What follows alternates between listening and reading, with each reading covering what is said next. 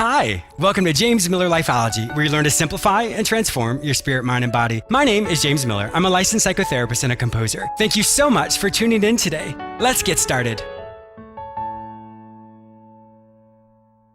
I wanted to take just a quick moment to thank you all who continually support and listen to James Miller Lifeology. I have been so blessed and honored by your continual support. I wanted to make sure that you don't miss out on anything exciting that's happening over here. So make sure you sign up for my free newsletter at jamesmillerlifeology.com. I have a great show for you today. I'm going to help you find clarity. I'll also be interviewing renowned speaker and optometrist, Dr. Jacob Liberman, who's going to explain the science of light. He will also be reviewing his new book, Luminous Life, How the Science of Light Unlocks the Art of Living, which will help you live a life of presence and clarity. For more information about Dr. Liberman, please visit jacobliberman.org. You may also purchase Dr. Liberman's book on Amazon or in the store at jamesmillerlifeology.com. I have some exciting news. Did you know that I'm on the radio 3 times a week? You may hear me on the same station on Tuesdays at 1:30 p.m., Fridays at 9:30 a.m., and Saturdays at 12:30 p.m. You may also hear me anytime on iHeartRadio as well as on all the other major podcasting platforms, including iTunes, Google Play, Stitcher, and many others. Simply search for the show name, James Miller Lifeology. Are you struggling today to find your purpose? Has mediocrity set in and you can't imagine doing the same thing for the rest of your life? Are your relationships struggling or you aren't sure how to make long-lasting changes in your life? Then today, contact me, James Miller. I will help you recognize the areas in your life that are going really well, and then we'll look at the areas in which you are struggling. We will create actionable solutions to help you create long-lasting changes in your life. You don't have to do this alone. Go to my website, jamesmillerlifeology.com, and click on the page, Work with James. Fill out the form, and it will be sent directly to me. Don't let another day go by without finding your way. Your change can start today. Once again, go to my website, jamesmillerlifeology.com, and click on the page, Work with James. Fill out that form to get started today. Finding clarity. The concept of clarity basically means you can see through something. Something is transparent. There's no obstructions, and when you look at it, you can see to the other side. When we struggle with any situation, we can't see the other side. There's worry, there's doubt, there's fear. There's so many emotions that cloud the perception of what is the healthiest thing for us to do. The tagline for James Miller Lifeology is you'll simplify and transform your spirit, mind, and body. All 3 of those things work together. Your spirit connects to the divine, that which is greater than you, gives you that insight, that clarity of mind, that clarity of spirit. Your body is your corporal being, which interacts in the dimensions of the world. And our mind, of course, is our intellect, our reasoning, our logic. When all 3 things work together, we can live a life of clarity. My guest today, Dr. Jacob Liberman, has a very fascinating interview, and I really recommend you listen to this show multiple times because it's so dense with scientific, practical insight and ways in which light really affects us. So be sure to save this show on whichever podcast platform you use and listen to it multiple times. My intro segment is going to supplement what Dr. Liberman says. When we attempt to find clarity, if all 3 parts of our body, our spirit, mind, and body, are not working together, we're going to be distracted. We're not going to find the answers that we seek.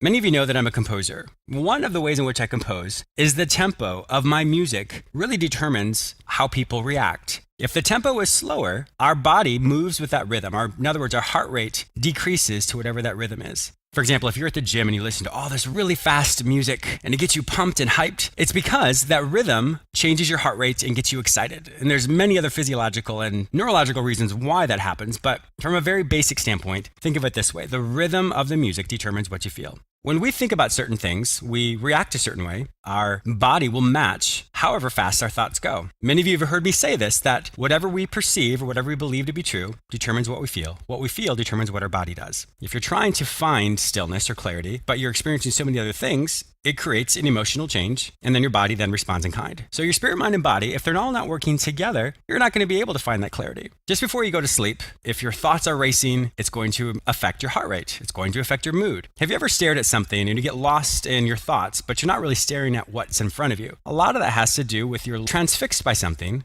And if in that moment you're able to recognize what your heart rate is, it's probably pretty low. And that just means because you were able to find a level of stillness that you've not experienced before, even if you happen to check out, to focus on something, to process something. Dr. Liberman has a wonderful example of how to really connect your body and your thoughts together, and that's simply focusing on the rhythm of your breath reflexively works to slow your thoughts down or to slow your body down. When all three things of your spirit, mind, and body can create a rhythm together, or simply by the thoughts in which you think, will allow you to have all three things work in concert, work in harmony, to be able to help you find clarity. I often will tell you to randomly check in with yourself. And if you can check in on a scale of 1 to 10, 10's the best you feel and 1's the worst you feel. When you can separate between what your body feels like and what your mind feels like, you'll determine what's really happening inside of you. For example, if you're not feeling well, then of course your numbers are going to be low. And that has nothing to do with your mood or your thoughts. But if you find that your emotions that day on a scale of 1 to 10 are pretty low, then unfortunately you're allowing your thoughts and your mood to determine what your body does. If you wake up and you're not in a good mood and you think, oh, I can't get out of bed, well, then unfortunately you can't get out of bed. But the reality is you can. Your body can do it. So in that respect, unfortunately, your mind, your emotions, and your body are all working together to keep you in bed. It doesn't have to be that way. So the entry point of how you determine what's going on in your life is either focus on what your body's doing, focus on what your emotions are, focus on what your thoughts are. Make sure that they're all working together for your highest good. If one is out of sync, how do you get it back in sync? And once again, Dr. Liberman in his book is going to explain all that, but I really wanted you to think this through, have this awareness, and to realize that in order to find clarity, all three elements of your spirit, mind, and body must work together to give you that clarity that you seek. Did you know I have a YouTube channel? That's actually how Lifeology started. I have well over 155 episodes that I've created specifically for you. I do know that many people struggle with listening to a full 30-minute show. So these episodes are about 3 minutes long. Each episode will give you a practical tool or technique that you can practice daily to help you simplify and transform your spirit, mind, and body. Simply go to my website, jamesmillerlifeology.com, or go to YouTube and search for my name, James Miller Lifeology. Dr. Jacob Israel Liberman is a pioneer in the fields of light, vision, and consciousness, and is the author of numerous books, including Luminous Life, How the Science of Light Unlocks the Art of Living. Originally trained as an optometrist and vision scientist, Dr. Liberman's life changed in 1976 after the miraculous healing of his eyesight, leading him to a deeper understanding of light and the science of life. Welcome to my show, Dr. Liberman.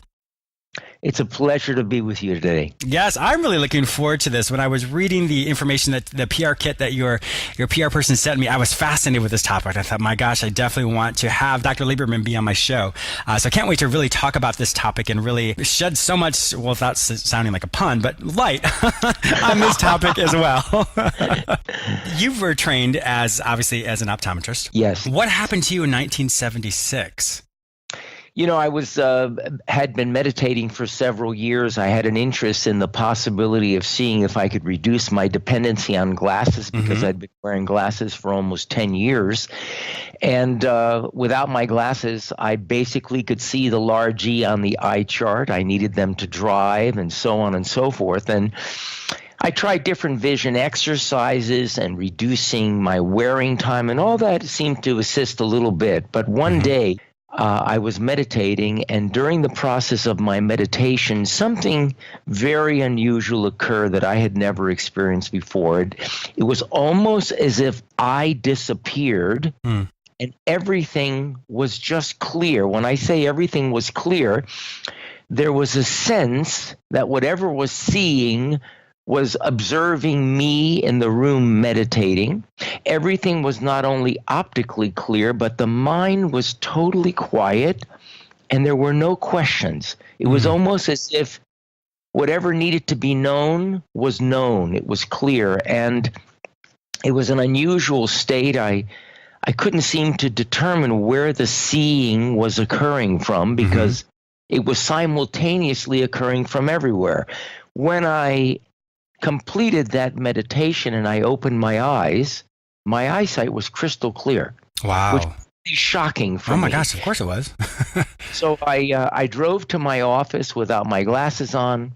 I checked my eyesight on numerous eye charts I had never seen before from 20 feet away, and I was seeing 300% better. I was seeing one line better than 20/20 consistently.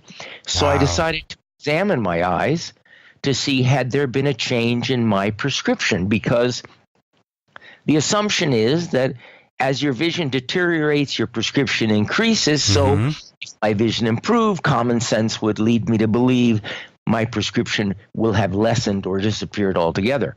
However, when I examined myself, and I couldn't see what I was doing because I was sitting behind the device, when I stepped out from behind the device, I realized that the prescription in the device was almost identical to what was in my glasses. In other words, my eyesight improved 300% with no changes to my eyes. Really? Yeah, so that sets up a very fascinating question. Oh my gosh, yes. Are we seeing from the eyes? Are we seeing from the eyes and somewhere else? Or is there something totally different that is witnessing or observing this world? And that set me on a very, very profound journey, which I am still on. And I should share with you and your listeners that it's now been 42 years since that experience.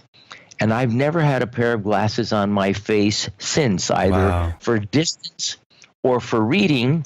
Considering the fact that I'm 70 years old, it's quite amazing to me. Oh my gosh, yes, it is. It is amazing. And what's interesting is I have my vision checked every year. I go to my own optometrist or ophthalmologist.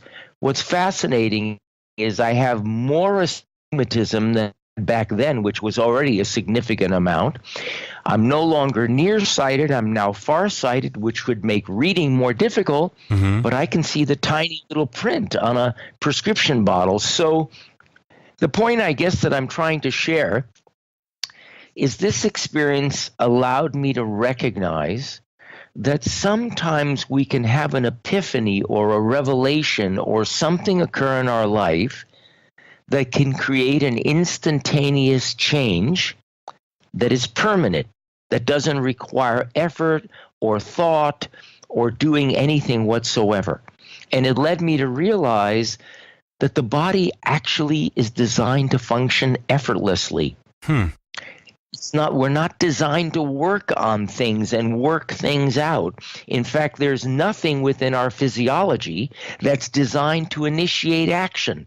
Our body is always responding to something that is guiding it. And so this experience was one of the major ones that got me into the area of looking at light and looking at color, and not only how we can use light and color as healing modalities, but what I'm really intrigued by, which is the subject of the newest book, Luminous Life, is the fact that we are literally guided by light throughout our lives in the same way as plants and other animals. I always like to think of ourselves kind of like Superman. Superman, he got his power from the sun. I always like to think of ourselves as that as well. I mean, because obviously sunlight is what helps us wake up. It helps with our circadian night rhythm shifts. It helps us with the vitamin D. I mean, there's so many elements of light that we need. Because I know you did some type of experiment where you allowed the light to your eyes just to follow whatever drew your eye to it, correct? And it changed your perspective about things as well? Yeah, first of all, let me just go back to something you said before. Sure.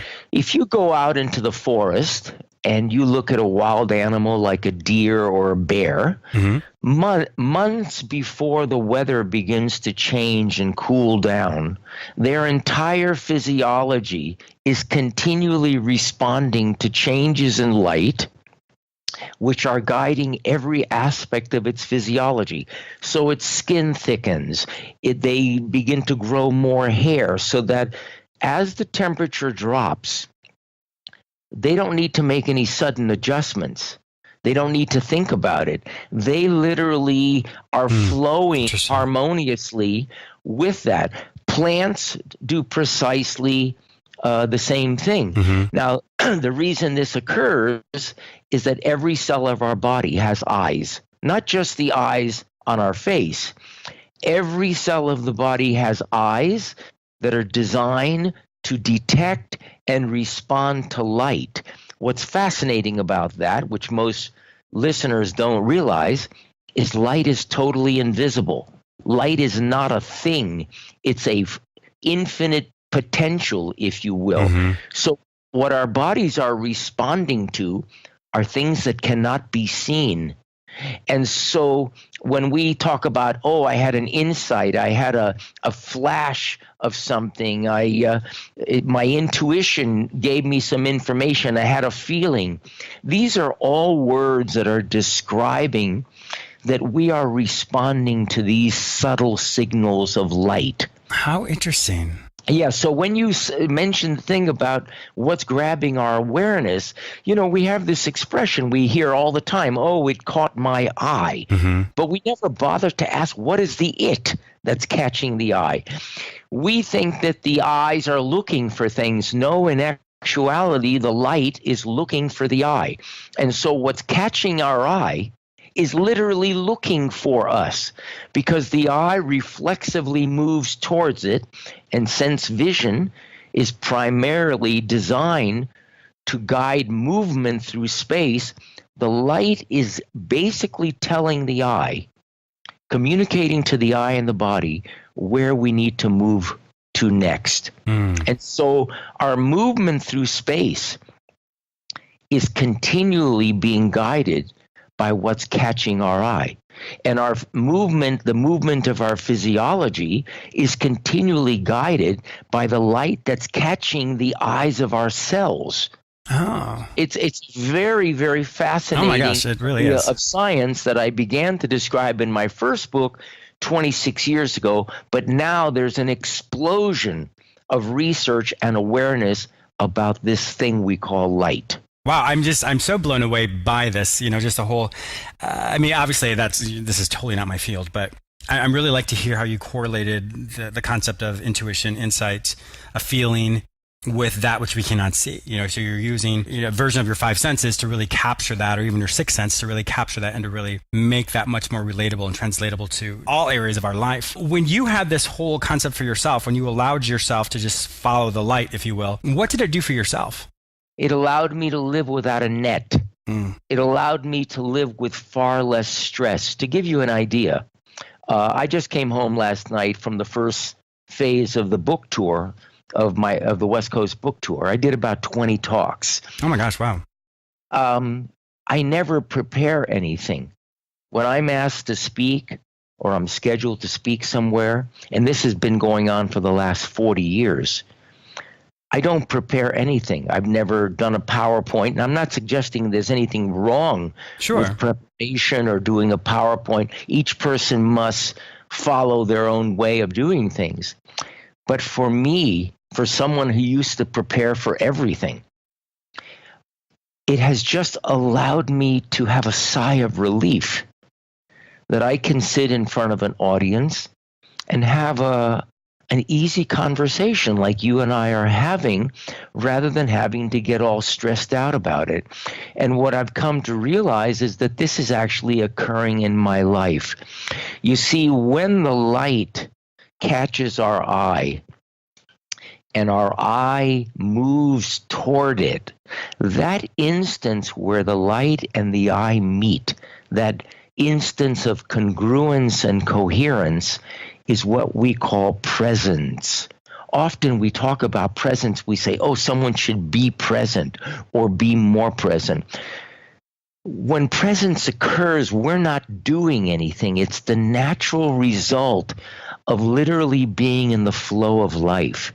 And so this whole process, from initiated by the miraculous healing of my eyesight, and just allowing this, myself to notice over the last 40, 45 years that something is guiding our life, and what is guiding our life is the same animating force that guides the planets around the sun, that guides the change of the seasons, the movement of the tides. You know, there is something that is beating your heart and breathing you and regulating my blood sugar and all of that.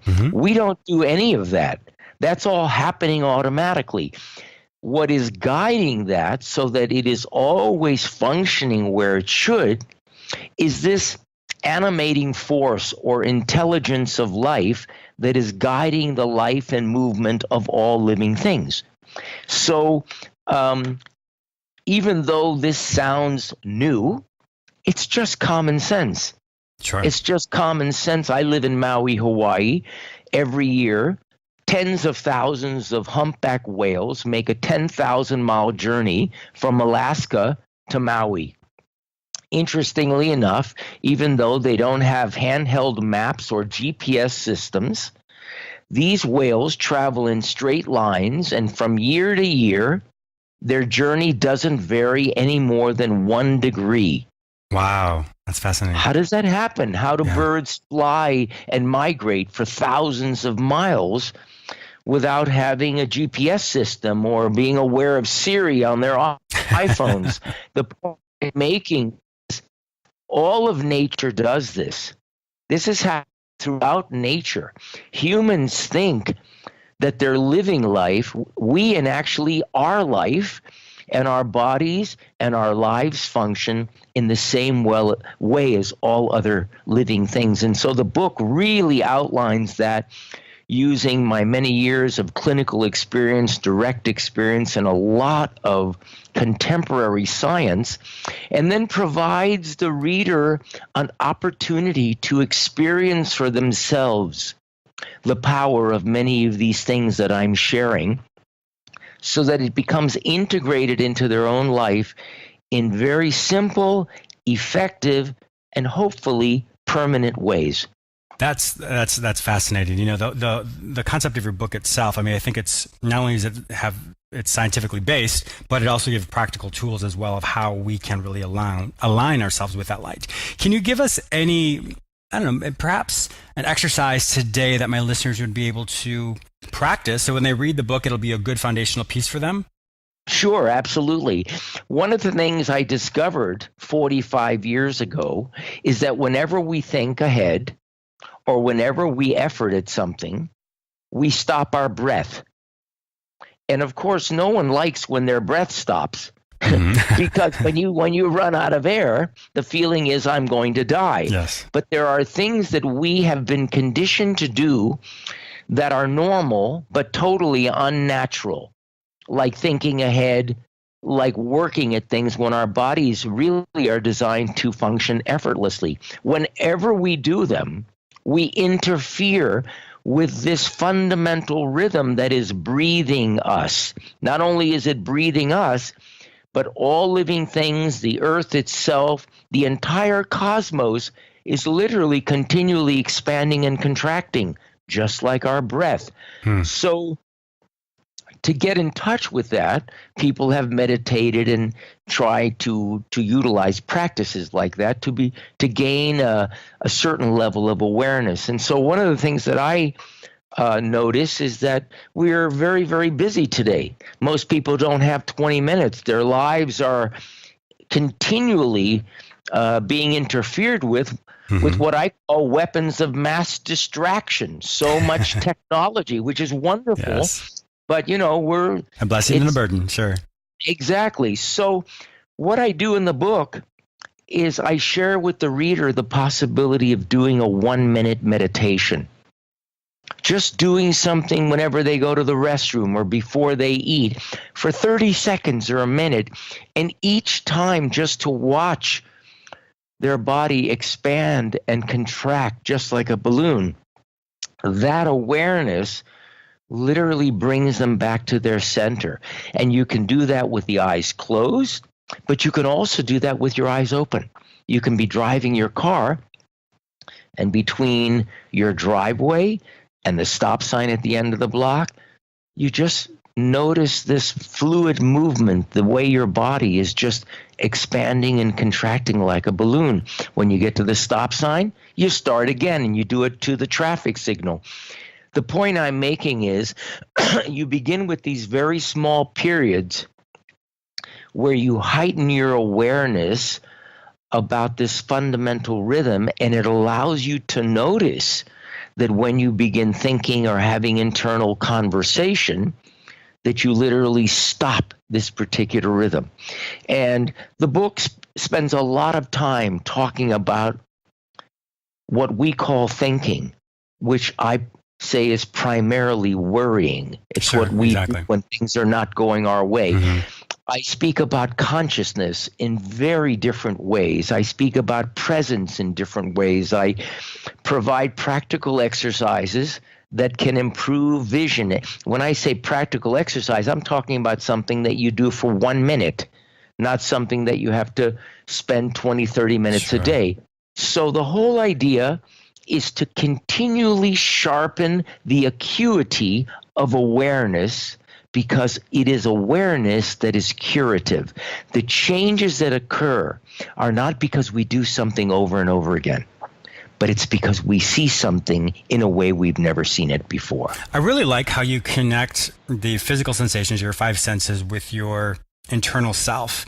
When those two elements are congruent, in other words, that they feed off of each other, if you will, it really creates this sense of wholeness.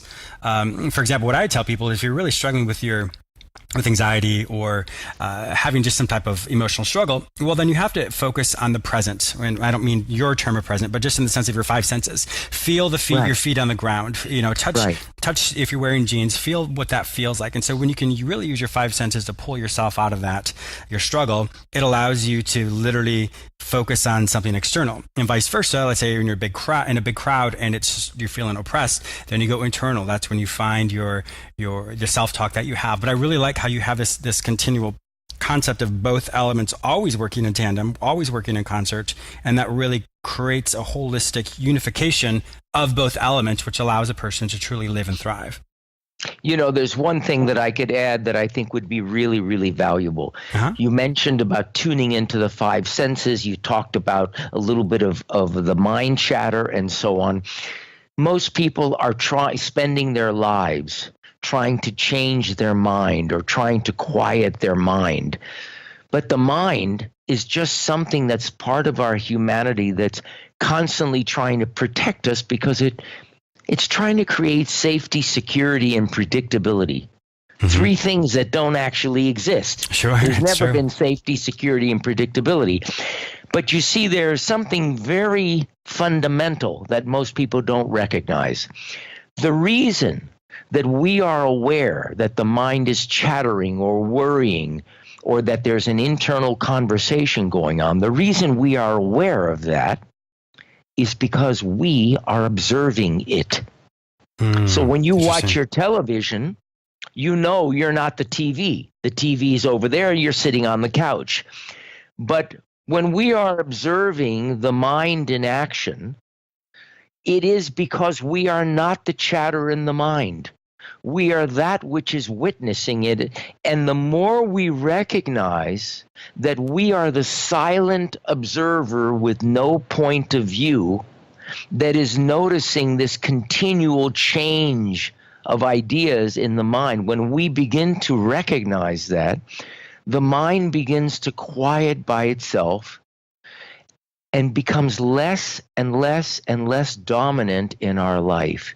And what we are guided by are these final set of eyes, this field of awareness that notices continually, but has no point of view. It has no desires. It does not speak.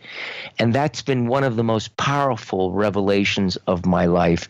And that is what's guiding me. I think that's so beautiful. The aspect of whatever we bring closer to our eye, if you will, that's what we focus on. So if we focus on something and we try and understand what it is with our own limited understanding of the world, then yes, we are going to perhaps view that as something where we should feel anxiety or fear or worry. But to really separate that from just saying, I observe this, but it doesn't have to be my reality. It's just an observation, and it doesn't mean it has anything to do with me. So I think it's really that aspect of what we believe to be true, and if our fears connect with that, then all of a sudden we catastrophize the situation beyond what it was even meant to be in the first place.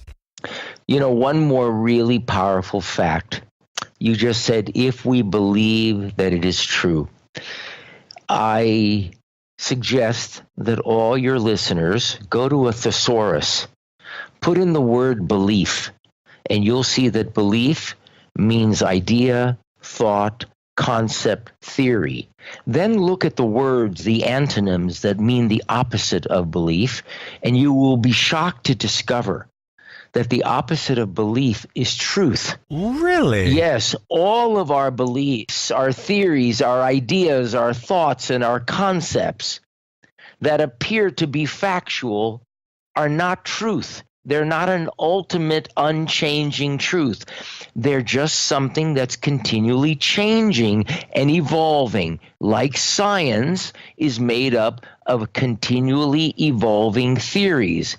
But it is not an absolute truth. What is an absolute truth?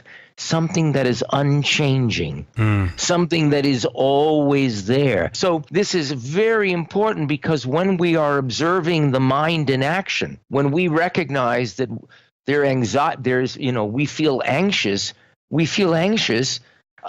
because we identify with the mind. But the reason we're aware of this anxiety is because we're observing it. And what is observing it does not have a point of view like the mind. It is that truth that in the Bible they say will set you free. Yes. Dr. Liberman, I have been so fascinated by this topic. Your wisdom and you've given me a whole new, different paradigm shift, really, to really kind of see how this makes sense in my life and to really practice some of these things. If my listeners would like to find out more information about you and even purchase your book, Luminous Life, How the Science of Light Unlocks the Art of Living, where would they find more information about you and purchase this online? If they go to jacobliberman.org, that's O-R-G, and Liberman is spelled L-I-B as in boy, E-R-M-A-N. They can go to the site, and the site will share with them about all of my books, and will also take them to Amazon or Barnes & Noble or whatever independent bookstore they like to go to. The book is available everywhere. Well, Dr. Lieberman, I'm also going to put your book, Luminous Life, How the Science of Light Unlocks the Art of Living, in my store as well. So if my listeners aren't able to find it on Amazon or Barnes & Noble, simply go to my website, jamesmillerlifeology.com, and in the store you can find it there. Dr. Lieberman, once again, thank you so much for your wisdom. We really appreciate your time. I hope you have a grateful day. This has been a wonderful way to start mine. I also want to thank you, the listener, for tuning in today. Please subscribe to this radio show through whichever portal you joined with us today, or please go to my website where you may sign up for my free newsletter, watch my YouTube episodes, read the articles I've written specifically for you, or you may enroll in the Lifeology Academy, where you can take self-directed courses which will help you simplify and transform your spirit, mind, and body. If you'd like to personally work with me, be a guest on, or advertise on this show, simply visit jamesmillerlifeology.com. Be sure to follow me on all social media platforms under the name James Miller Lifeology, except for Twitter, which is James M. Lifeology. Once again, thank you so much for your support, and I'll talk to you soon.